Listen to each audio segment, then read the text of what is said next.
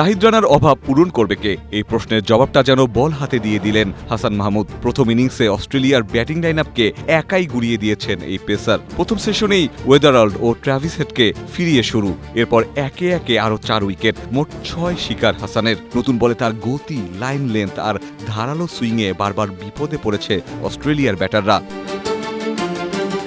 অথচ এই পারফরমেন্স হঠাৎ করে আসেনি। অস্ট্রেলিয়া সিরিজের আগে ইংল্যান্ডের কাউন্টি ক্রিকেটে কেন্টের হয়ে খেলেছেন হাসান। সেখানকার উইকেটে লাল বলের ক্রিকেটে বোলিং করে পেয়েছেন গুরুত্বপূর্ণ অভিজ্ঞতা, ছন্দ আর আত্মবিশ্বাস।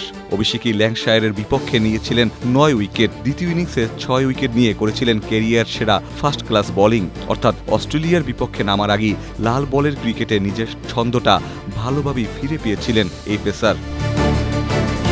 কাউন্টিতে পাওয়া সেই আত্মবিশ্বাসটাই যেন আজ বাংলাদেশের জার্সিতে কাজে লাগালেন হাসান।